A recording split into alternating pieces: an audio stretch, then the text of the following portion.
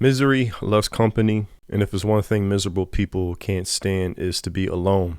So when they see other people living fulfilling, satisfying lives, ranging anything coming close to happiness, they must take that away. That's how they think. I've known this for years, but in the past day or so, that has become ever more clear, seeing real life examples of that. This scene I had pulled up is from Goblin Slayer. And in this scene, it's a flashback of him when he was a kid walking with his sister. And she explains to him where goblins originate, where they come from, and how they come to be. And she explains to him basically goblins are like the worst evil aspects of humanity wrapped and summed up into one being, stemming from envy. And she tries to tell him that if you envy others, you become a goblin. And envy and jealousy are like umbrella terms where so much evil damn near stems from. Cain and Abel leading to the murder of a brother because of envy and jealousy. I would say those two things are where most evil comes from, envy and jealousy. Seeing what others have, and I must take that away from them. Of course, they don't admit that because wicked people lie and they come up with facades to justify the reasons to act out their hate. What I have seen in the past day or so, I made a post on my Twitter, X. Good and evil has truly revealed itself in the past day or so, and my eyes are open. Seeing people rejoice at the death of Charlie Kirk, somebody who I would say is the epitome of free think. And it's a reason why I say that at the end of all my videos, damn near, I would say 99%, why I have 10 albums titled Free Think. That's something I truly believe in. And I would say he believed in it more than I have. I've been saying on my recent live streams that I think we're in the post-debate era because I can't see myself trying to reason with people who resemble goblins to me. These people are unwilling to listen, have a conversation, talk, debate, discourse. These people act like children. As soon as they don't get their way, they throw a temper tantrums. But the thing is, these are adult children. So their manifestation of a temper tantrum is what we seen a couple days ago. People rejoicing over a father and husband being assassinated before his 3-year-old daughter and his wife. I'm not a conservative, but I still have basic humanity in me. And like I said, if you pay attention to what Charlie Kirk was all about, he was the epitome of free thinking. I would say even more than me because he was still willing to debate people that I would see as a waste of time. I'll play a clip of what I mean as far as goblins, of what I've been seeing for the past few days at people rejoicing, damn near becoming orgasmic over the assassination and public execution of a father in front of his 3-year-old daughter and a husband in front of his wife. Charlie Kirk got shot and he's dead! Finally, somebody with a gun, which is almost everybody in the fucking States, grew a pair and fucking went and shot somebody on the right side. Thank you. And I'll leave it at there. When I see this is what I see. A goblin. I see a goblin, somebody who is becoming orgasmic. You see this goblin right here? It's the reason why I hate when people say anime or kid cartoons. They're not. That's why I hate when people say we must censor anime, because these stories come from somewhere. This goblin is drooling at the fact of finding pleasure in people's pain, in doing evil deeds, drooling, smiling. This is inseparable to me. Her and this goblin are inseparable. I'll bring up another scene of other people or what they look like to me. These people are acting like goblins, dancing over a dead body, laughing, finding joy. Let's party, let's celebrate. All because somebody had a differing opinion from you. And you know what's sad? Charlie was one of the nice guys if you pay attention at all to the political spirit. Yes, this is an anime channel for the most part. This is all I've been seeing. People rejoicing and dancing over the dead body of a father and a husband, rejoicing, dancing, encouraging more, drooling. This is what I see. Goblin. Orgasmic. This goblin right here is in paradise. All because Charlie had a different opinion. This is somebody who tweeted me liking every tweet making fun of Charlie Kirk. As I said, rejoicing. Just like that clip I played of those goblins dancing around the body. Let's have fun. I don't see a difference. People saying speech is violence are just coming from people that just want to censor you. They don't want you to talk. They don't want you to have free think.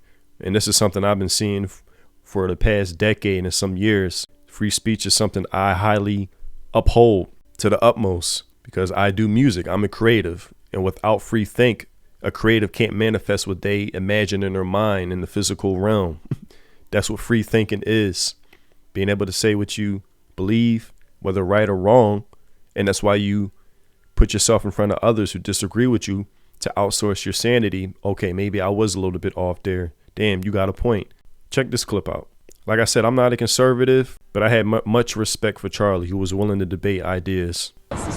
I go around universities and have challenging conversations, and because that's what is so important to our country, is to find our disagreements respectfully, because when people stop talking, that's when violence happens. I've never seen someone do this. Well, it's a growing trend because people like me are facing violence, assault, the left.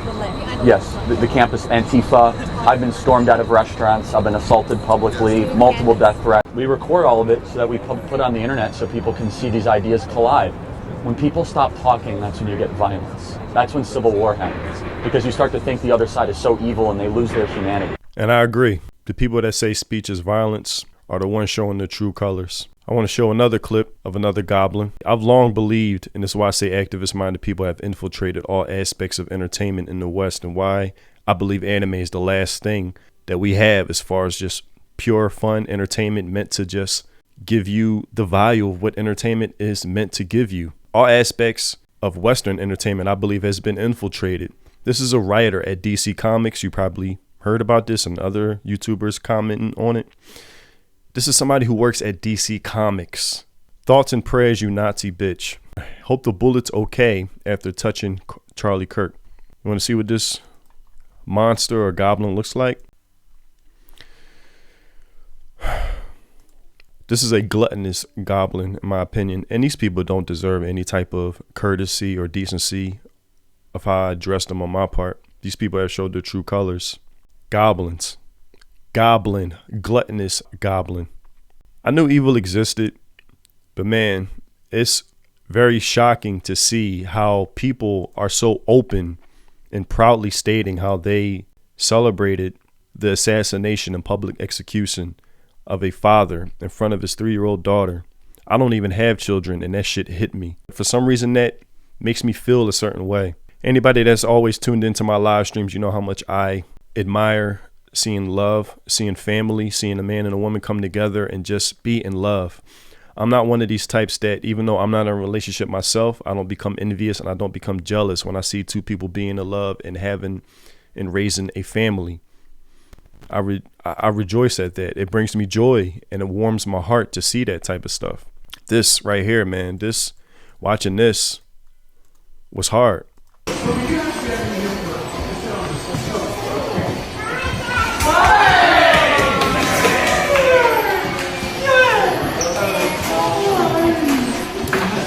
When I see stuff like that, many of you know that tunes into my live streams. I just attended a wedding a week ago. I was a groomsman, and I knew the groom since he was in 5th grade, and I knew the bride since high school. And my circle was part of the reason that they came together in the first place. Since I was in high school, we were in high school. And I always tell him, he has 2 daughters with her, they're a family. And I always tell him damn near every time I see him I am so proud of how much of a good father you are to your daughters. Because I tell them just by you being present in their lives is going to make a huge difference. I worked at a social workplace where I see the difference when children don't have their father around. I see the difference. And I see the difference when I encounter his family with his daughters. He's not just present as far as appearance. He's an active, engaging father in their lives. And I can see it in the way they behave as children. They're respectful. They're a delight to be around. Some kids, they can be annoying, it's like whatever, but I don't get that with his kids. And I can tell why I don't get that, because he's a good and great, present, engaging, active father in their lives. And this makes me sad that this daughter will have to grow up without her father. There was a tweet saying that, I don't know if it's true, but I know they were there at his public event. There was a tweet saying that when he got shot, his daughter saw that and ran up to him while he was bleeding out. That's sad. And the fact that, he was taken away from him it's just sad, man. It's sad. I don't know how you can rejoice at that. But again, as I said, goblins, dancing, becoming orgasmic, wanting to see more. Let's Let's get another person. Let's get this person and that person, all because they have a differing opinion from you. These people are adult children. What do toddlers do? They're stuck in that spoiled brat toddler phase. Mine, gimme, gimme, gimme. They throw temper tantrums when they don't get their way.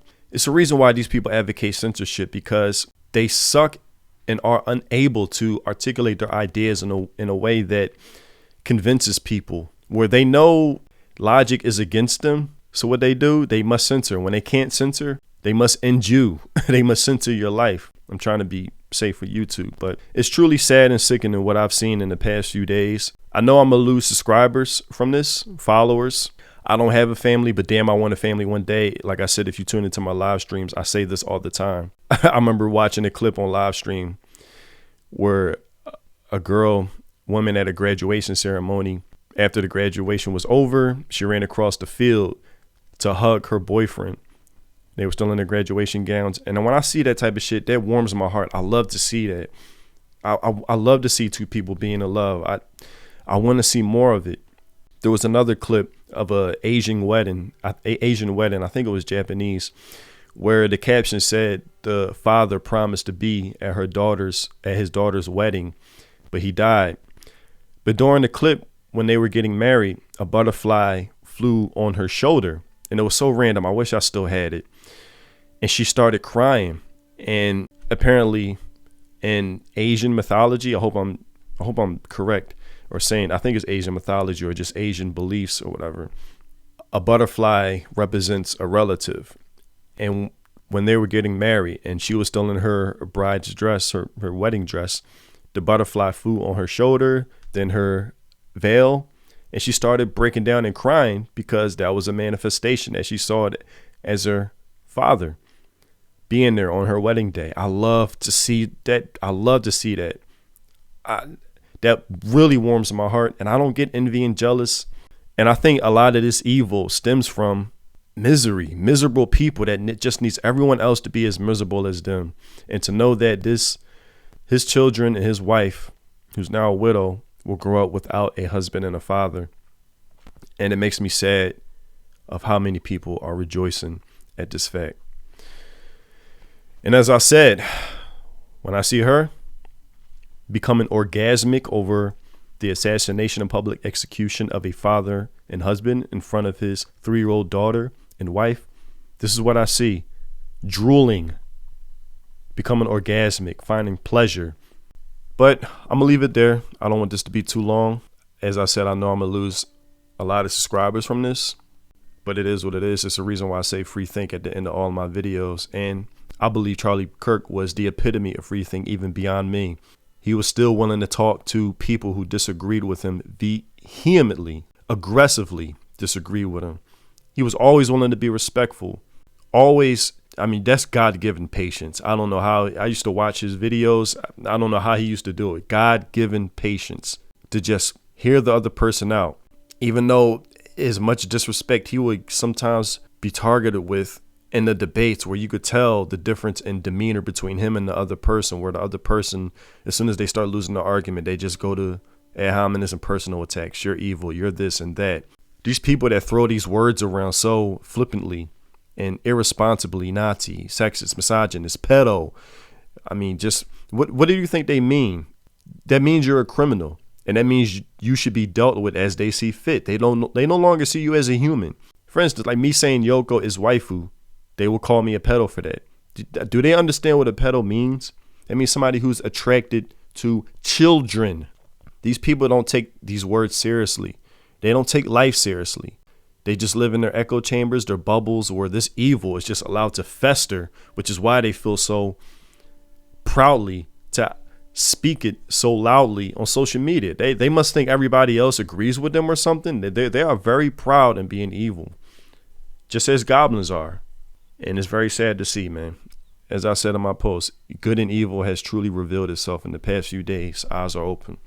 So R.I.P, rest in peace, Charlie Kirk. It's still kind of hard to believe, especially him, the nice guy. It's hard to believe, man. And that shit hit me hard. Rest in peace, Charlie. I'm not even religious. I'm trying to end this video. I caught myself praying when I heard about the news. I haven't prayed since, I don't even think since 2014. I'm not a religious person. I do believe in God, but I'm not a practicing religious person. I call myself praying like 5 times in a row for his life because I don't want his daughters or his children growing up without a father or a wife continuing her life without a husband. And it's sad. But I'll leave it there. Rest in peace, Charlie Kirk. Prayers to your family.